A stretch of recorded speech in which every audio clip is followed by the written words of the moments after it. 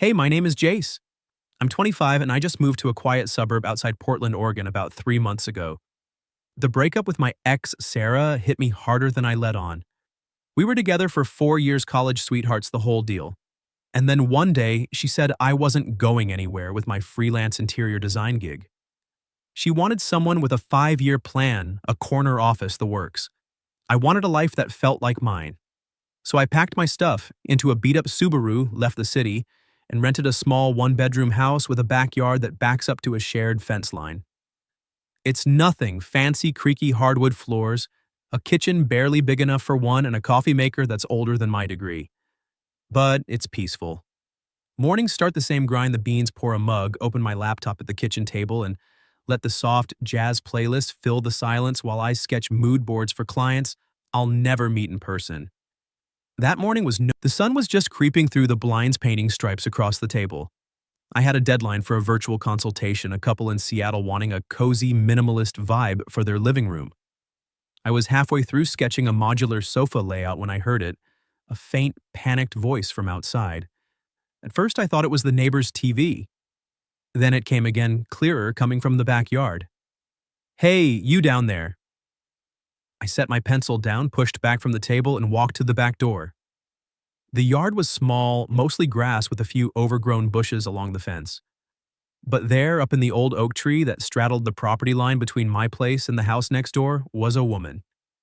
She was perched on a thick branch about 10 feet off the ground, one arm wrapped around the trunk, the other clutching a squirming calico cat. Her hair was a mess of dark waves tangled with leaves, and her sweater, some kind of soft gray knit, was snagged on a twig. She looked down at me with wide green eyes, a mix of frustration and embarrassment. "Don't ask why I'm up here," she called, her voice carrying a hint of laughter despite the situation. "Just help me figure out how to get down." I stepped onto the porch, squinting up at her. She was the new neighbor, Lily, I think her name was. I'd seen her a couple times from afar unloading boxes when she moved in watering plants in the evening. Mid-40s maybe, with that effortless kind of grace that made you look twice without meaning to. But I'd never spoken to her. Until now. "You planning on jumping?" I asked, trying to keep my voice steady. A smile tugged at my lips. I couldn't help it. The whole scene was absurd. She glanced down, assessing the drop, then back at me. The cat meowed pitifully in her arms. "You offering to catch me because I'm not exactly light like this little monster." She nodded at the cat, who was now trying to wriggle free. "I'm not as fragile as that branch looks," I said, stepping off the porch and positioning myself directly below her. The grass was still damp with dew, cool under my bare feet. I'd forgotten shoes in my rush. I spread my arms. "Come on, I've got you." She hesitated, biting her lip. The branch creaked under her weight and a few leaves fluttered down. "You're sure last thing I need is to take out the new neighbor on my first week?" "Positive. Just let go of the tree and push off. I'll break your fall." Another second of indecision.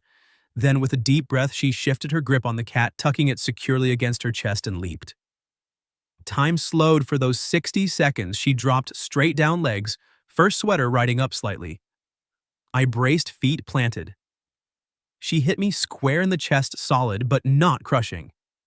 The impact knocked me backward, and the cat pudding I'd later learn yowled and bolted toward the fence, disappearing into the bushes. Lily landed on top of me, her body warm and surprisingly soft against mine. Her hair fell across my face, smelling like shampoo and fresh earth. Our breaths mingled, hers quick from the adrenaline, mine caught in my throat. For a beat, neither of us moved. Her hands were on my shoulders, steadying herself. My arms had instinctively wrapped around her waist to cushion the fall. Up close, her eyes were greener than I'd thought, flecked with gold.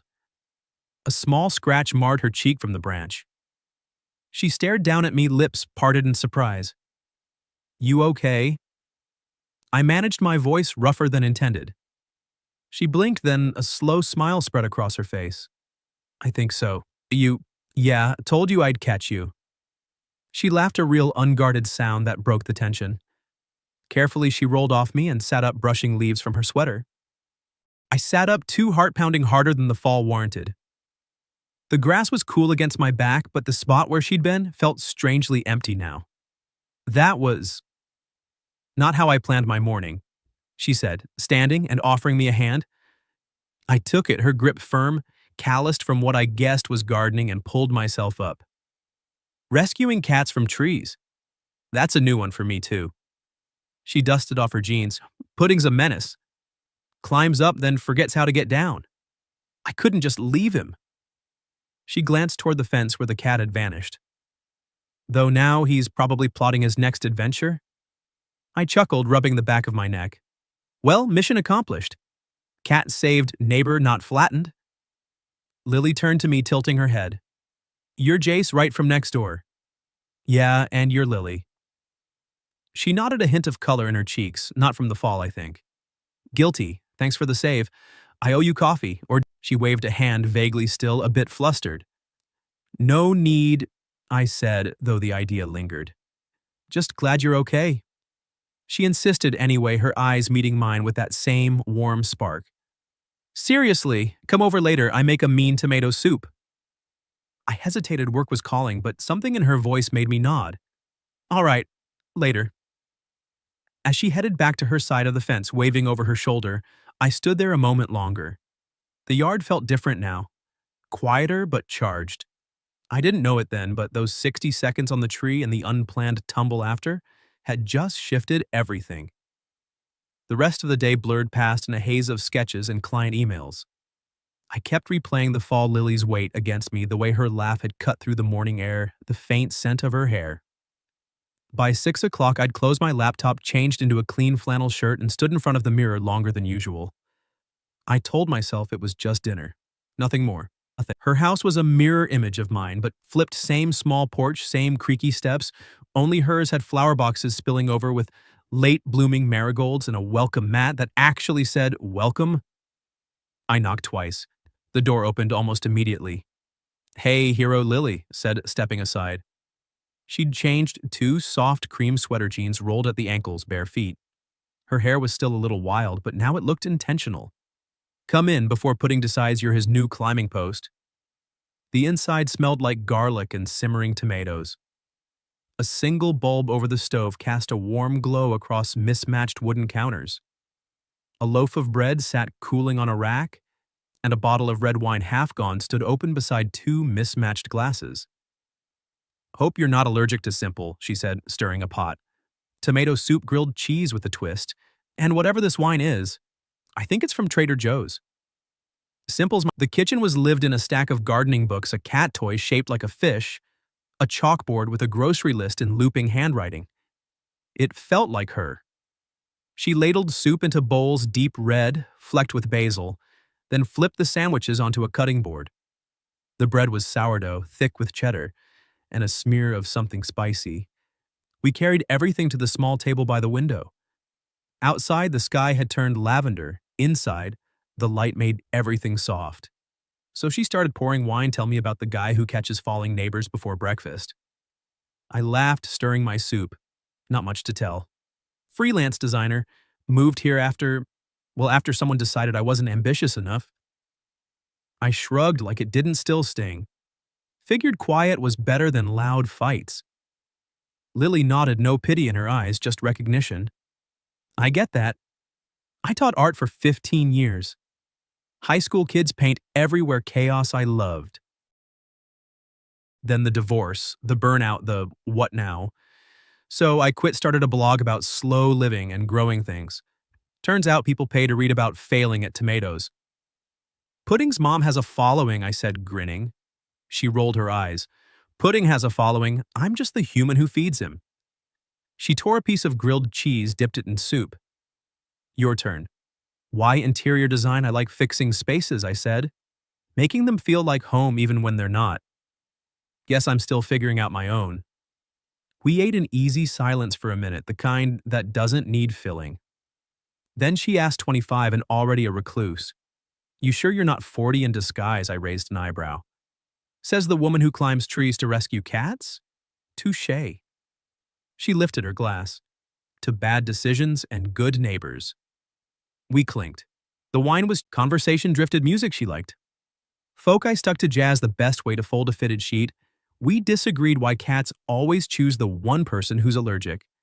She told me about her ex married young thought art and love would be enough learned too late they weren't. I told her about Sarah's 5-year plan and how I'd never had one. You're allowed to not know, Lily said quietly. Some of us spend decades pretending we do. I looked at her, then really looked. The laugh lines around her eyes, the way she tucked hair behind her ear when thinking the small scar on her thumb from a pruning accident. She wasn't trying to impress me. She was just there. Real. When the bowls were empty, she pushed back her chair. Desserts, ice cream, and whatever's in the freezer. But first she disappeared into the pantry, came back with a small tin. Shortbread. I bake when I'm stressed. We moved to the couch, a sagging plaid thing with too many pillows. Pudding appeared, claimed my lap like he'd always belonged there. Lily sat cross-legged beside me, tin between us. The room was quiet except for the tick of a wall clock and the occasional purr. You know, she said, breaking a cookie in half, I didn't expect anyone to catch me this morning. Literally or otherwise. I didn't expect to be caught either, I admitted. The words hung there heavier than intended. She didn't look away. Careful, Jace. That almost sounded like something. Maybe it was. Another silence, not awkward, but full. Outside, a car passed headlights sweeping across the curtains. Inside, the air felt thicker, like the moment before rain. Lily stood first. I should let you get back. Early client 8 a.m. I said, though, I didn't want to move. She walked me to the door. On the threshold, she handed me the rest of the shortbread tin. For breakfast. Or midnight. Whenever. I took it. Our fingers brushed deliberate this time. Thanks for dinner. Thanks for the save. She paused, then added softly, come back tomorrow, I make a decent lasagna. I smiled. Wouldn't miss it. As I crossed the short patch of grass between our houses, the tin warm in my hands, I realized I hadn't thought about Sarah once all evening. The porch light behind me flicked off Lily's doing, I guessed. I didn't look back. I didn't need to. The night smelled like tomatoes and possibility, and for the first time in months, my own house didn't feel quite so empty. The days after that dinner slipped into a rhythm I hadn't planned but couldn't imagine stopping. It started innocently enough. The next morning, I found a small paper bag on my porch step, fresh blueberries, and a note in Lily's looping script for the hero's pancakes. Don't burn them. I texted her a photo of the slightly charred stack I managed anyway. She replied with a laughing emoji and an invitation to redeem myself over coffee at her place. I showed up with my laptop under one arm, pretending I had a client call nearby. She didn't buy it, but she poured me a mug of something dark and spiced anyway.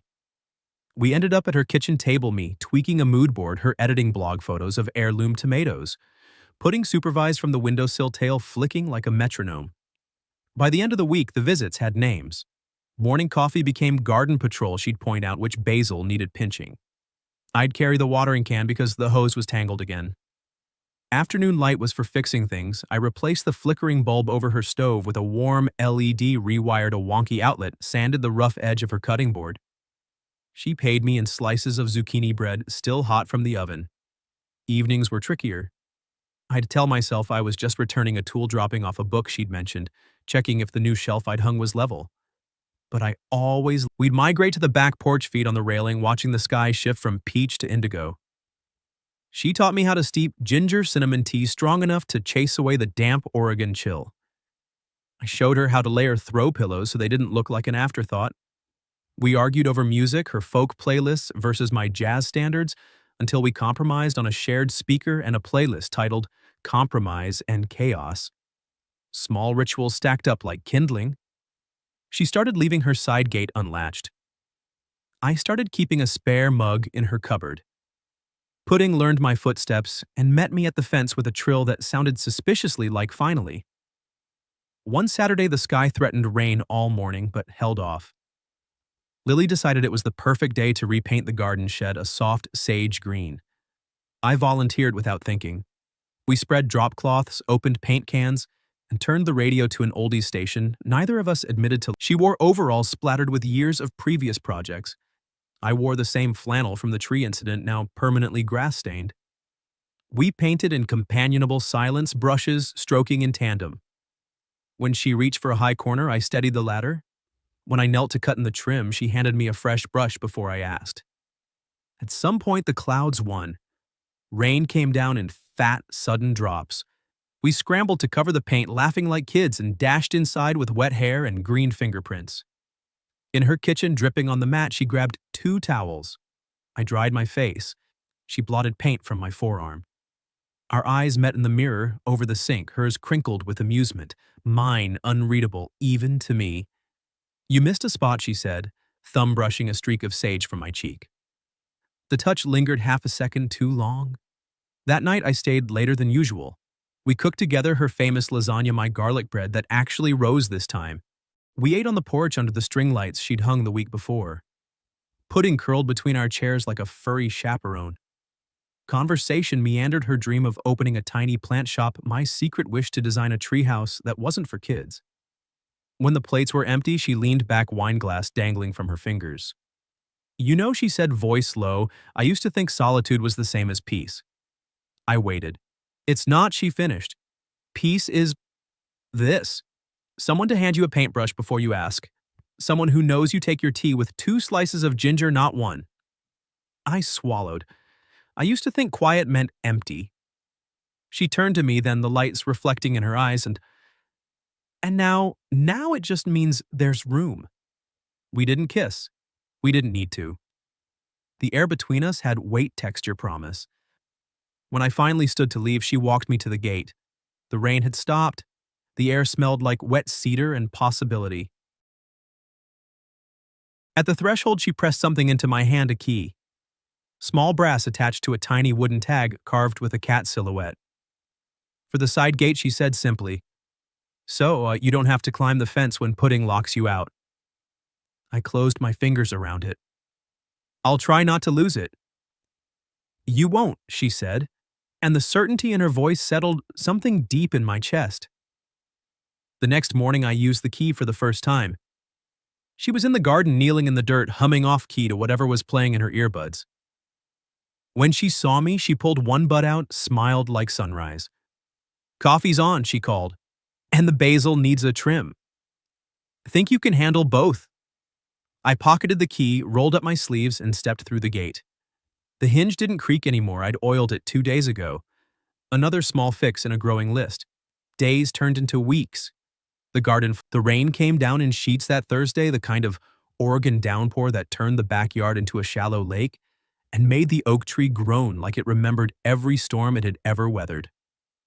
I'd finished my last client render early, closed the laptop, and found myself at Lily's side gate without a conscious plan. The key turned smoothly.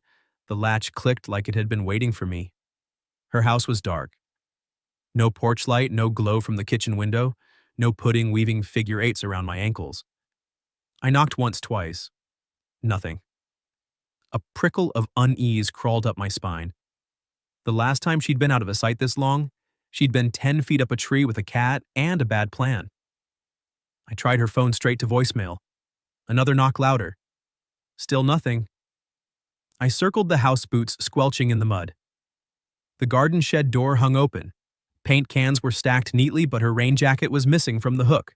My mind raced through worst-case scenarios: another climb gone wrong, a slip on the wet deck, pudding stuck somewhere, and Lily hurt trying to reach him.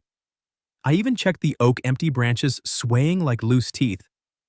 By the time the sky bruised to charcoal, I was soaked and pacing, her porch phone in one hand, key cutting into the other. I texted, "Where you know dots." I called again, voicemail. The rain hammered the tin awning above me, loud enough to drown out the thud of my pulse. Headlights finally cut through the downpour. A rideshare pulled up. Lily stepped out, umbrella, inside-out hospital wristband still on her wrist.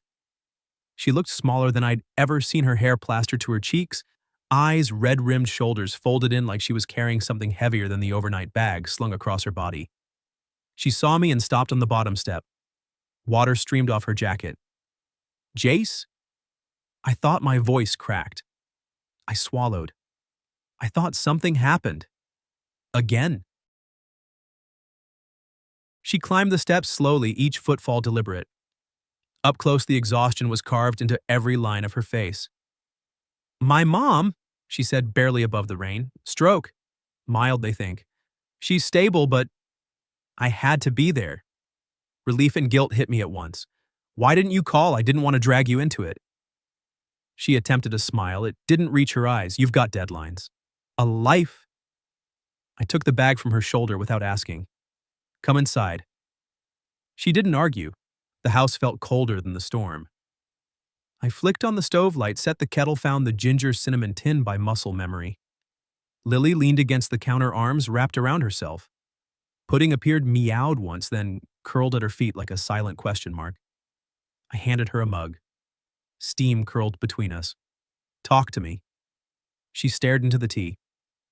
I sat in that waiting room for 6 hours thinking about every time I told her I was fine on my own.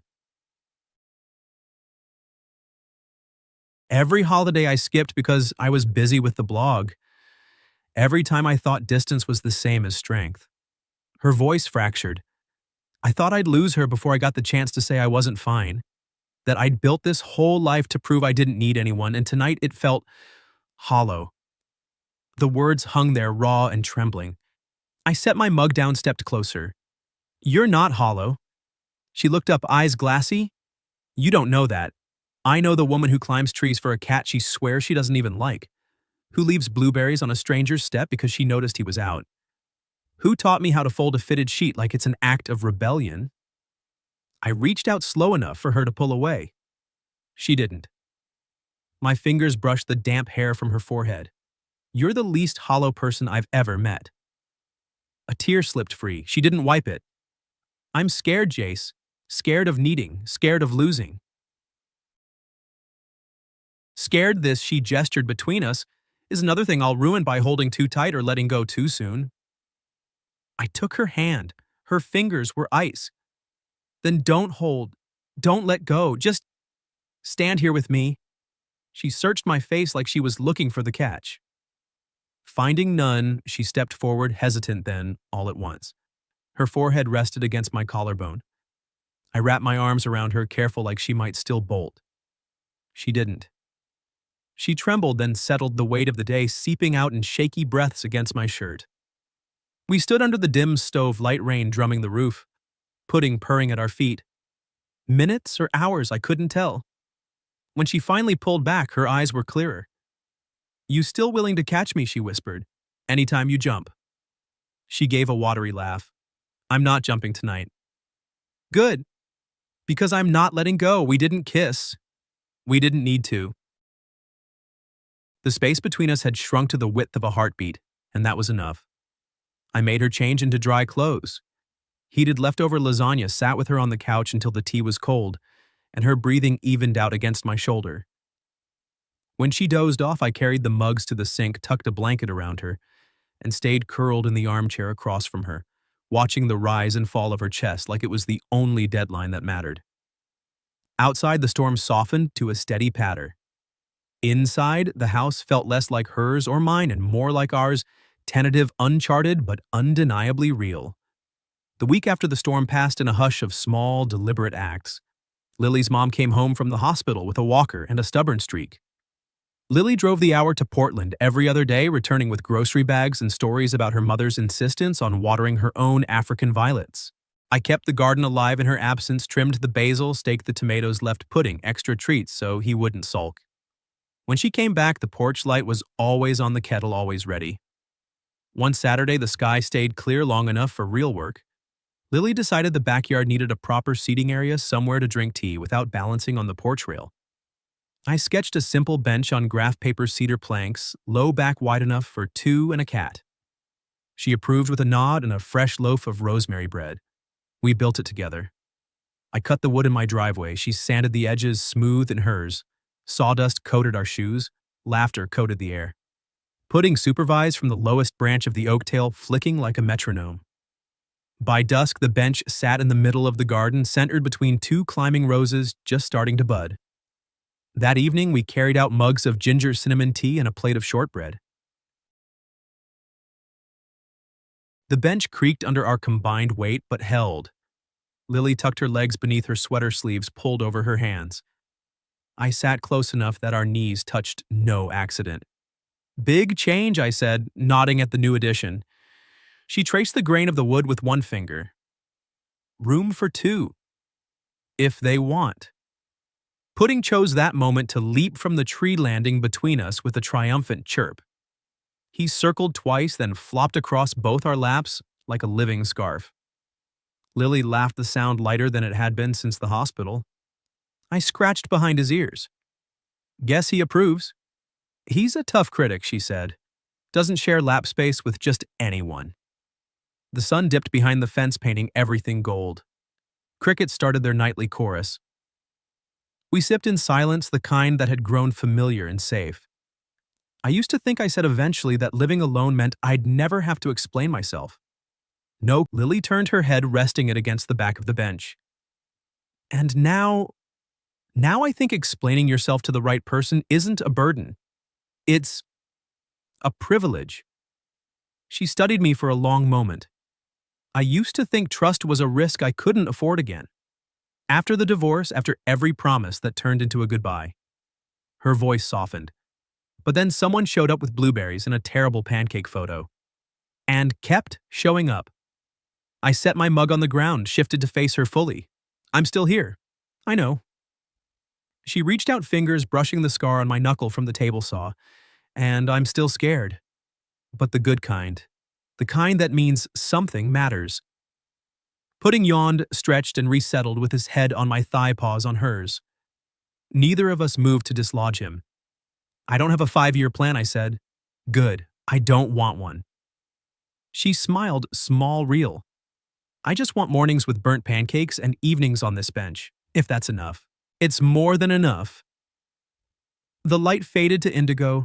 Fireflies blinked on in the grass like tiny lanterns. Lily leaned her shoulder against mine. I let my arm settle across the back of the bench, fingers just grazing her sweater. We didn't kiss. We didn't need to label it. The space between us had become a place of its own, quiet, steady ours. Later, when the tea was cold and Pudding had claimed the entire bench for a nap, we stood to go inside. She paused at the door, key in hand. Stay? She asked. Not a plea. An invitation. I nodded. Yeah, we left the dishes for morning.